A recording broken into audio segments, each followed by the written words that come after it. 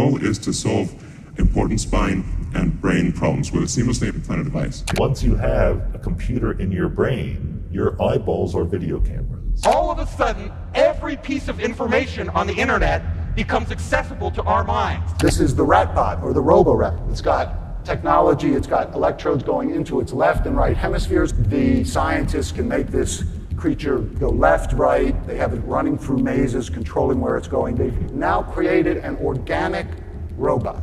You can solve everything from memory loss, hearing loss, blindness, paralysis, depression, insomnia, strokes, brain damage. These can all be solved with an implantable neural link. We will be able to transfer memories. Knowledge will be commoditized. All of us will be smarter. Most people don't really understand how this technology works, what data is collected, how it's stored, or who might be able to get access to it legally or illegally.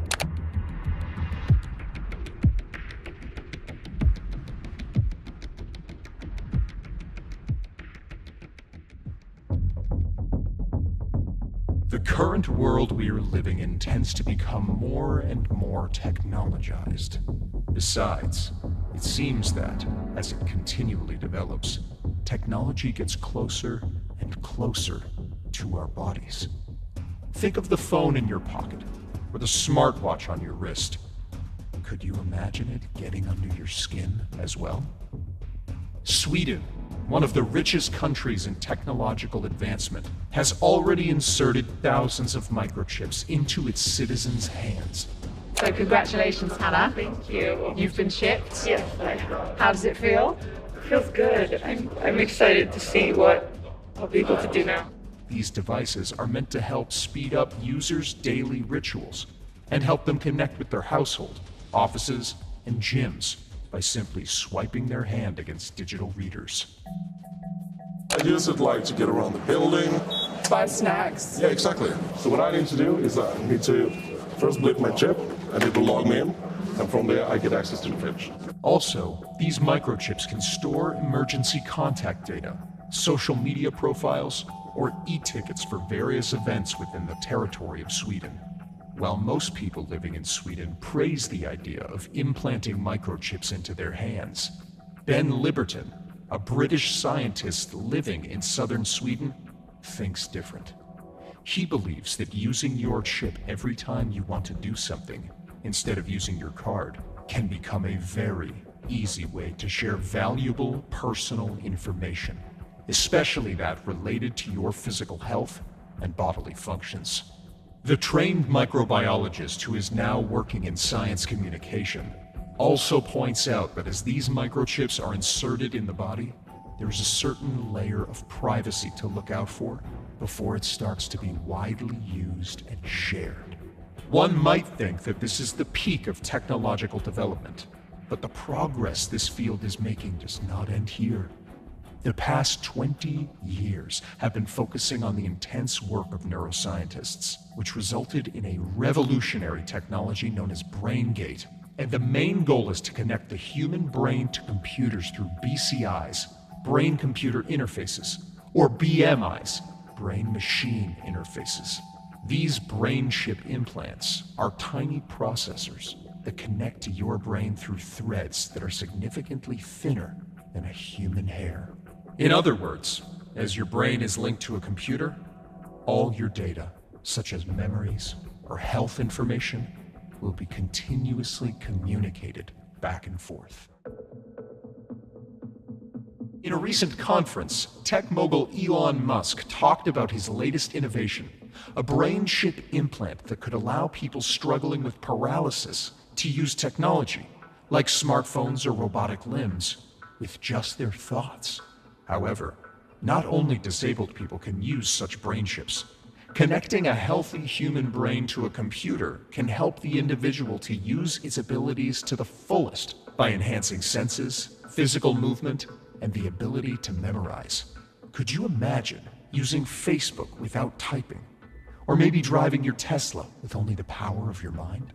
There are two sides of this, and the possibilities of implanting brain chips are both exciting and frightening. It is a matter of choosing how much we are willing to share of ourselves with a machine. It can be a real relief to communicate with others only through your thoughts. Sometimes we can find it difficult to express what we're thinking about, so having others read our mind could be useful. Yet would you sleep well at night knowing that others have the ability to access your mind? It can be really fascinating to control a light switch or to drive your car with just your mind. But would you feel comfortable knowing that others can control your thoughts?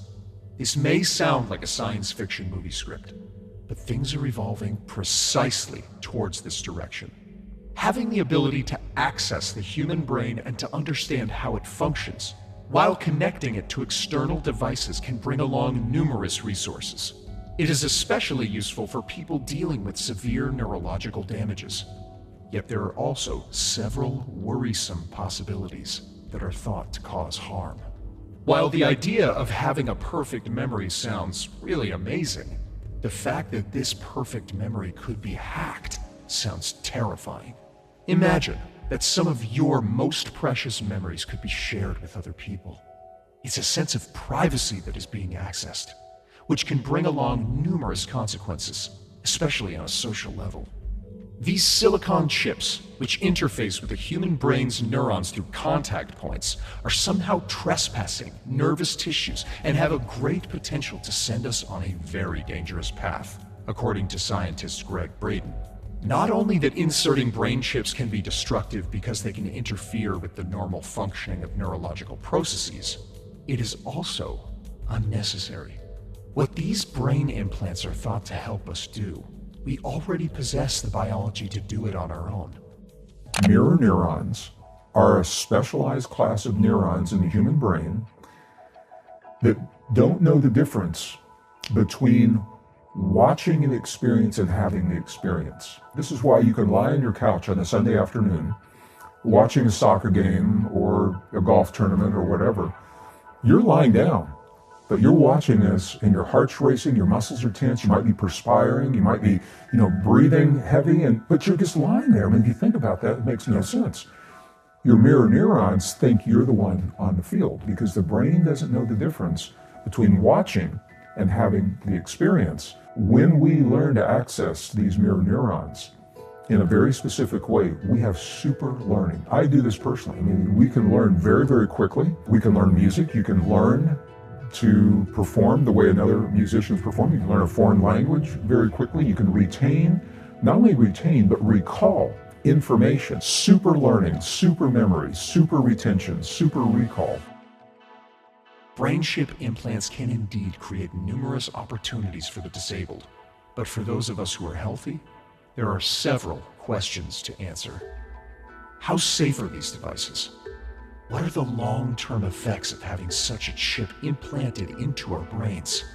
How much control do we have on how these brain chips function within our bodies?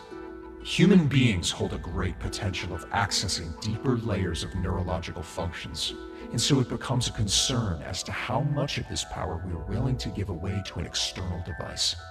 We are already developing into cyborgs because we are fully dependent on our devices. Anxiety levels go up whenever we're not near our phone, and it has become an important element of our existence. While we still have a certain amount of control on how a smartphone or smartwatch can influence our lives, brain chips can open the door to another side of our existence, where privacy and the right to it are completely ignored.